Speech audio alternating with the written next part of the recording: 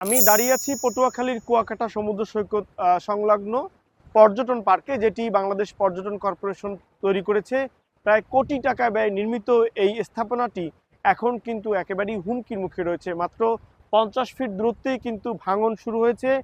ইতিমধ্যে কুয়াকাটা পৌরসভা যে স্থাপনা তৈরি করেছিল, মেরিন ড্রাইভ নির্মাণ করেছিল, সেই মেরিন ড্রাইভ কিন্তু জোয়ারের তোড়ে যে সাগরের বড় বড় ঢেউ আছড়ে পড়ে কিন্তু সেই মেরিন ড্রাইভ ইতিমধ্যে ভেঙে গেছে। এখন কিন্তু ভেঙে যাওয়ার অপেক্ষায় রয়েছে এই পর্যটন পার্ক। পটুয়াখালী জেলা প্রশাসন এই পর্যটন পার্কটি তদারকি করে থাকে এবং উপজেলা প্রশাসনের মাধ্যমেই এখানে বিভিন্ন এলাকার পর্যটকরা এবং বিশেষ করে সরকারি কর্মকর্তারা এখানে রাত্রি যাপন করেন বা পর্যটক ঘুরতে থাকলে তারা এখানে অবস্থান করেন। তবে সেই পর্যটন পার্ক এখন হুমকির মুখে রয়েছে। আপনারা দেখছেন যে এটি যে ভাঙা অংশ, এটি হচ্ছে কুয়াকাটা পৌরসভার মেরিন ড্রাইভ প্রকল্প। 5 কোটি টাকা ব্যয়ে এই প্রকল্পটি কিন্তু বাস্তবায়ন চলছে। হস্তান্তরের আগেই সেটি ভেঙে গেছে। এখন বাকি অংশটুকু ভাঙার অপেক্ষায় রয়েছে। এখন কিন্তু এই সময়টা এবছর এখন পর্যন্ত কোনো ঘূর্ণিঝড় কিংবা জলোচ্ছ্বাসের কোনো ধরনের প্রভাব আমরা দেখিনি।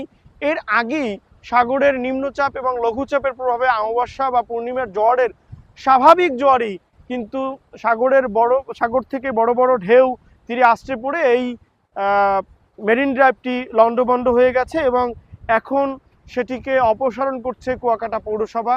সার্বিক পরিস্থিতি হচ্ছে যে কুয়াকাটায় যেসব উন্নয়ন কাজ চলছে, এই উন্নয়ন কাজের অধিকাংশই হচ্ছে অপরিকল্পিত এবং সেটি হচ্ছে কোনো ধরনের দীর্ঘমেয়াদী পরিকল্পনা ছাড়া এটিকে বাস্তবায়ন করা হয়, যার ফলে এমন পরিস্থিতির মুখোমুখি হতে হচ্ছে পটুয়াখালীর কুয়াকাটাবাসীর পর্যটন সহ স্থানীয়দের।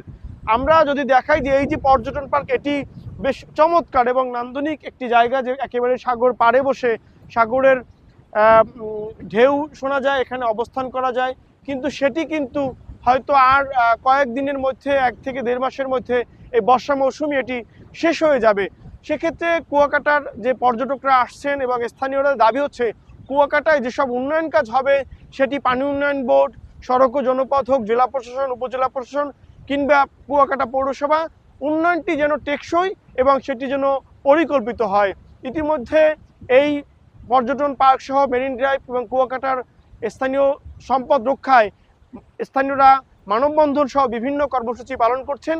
তবে সরকারের এ বিষয়ে খুব বেশি পদক্ষেপ কিংবা উদ্যোগ আমাদের চোখে পড়েনি। পটুয়াখালীর কুয়াকাটা সমুদ্র সৈকত থেকে আমার কাছে এই ছিল সর্বশেষ।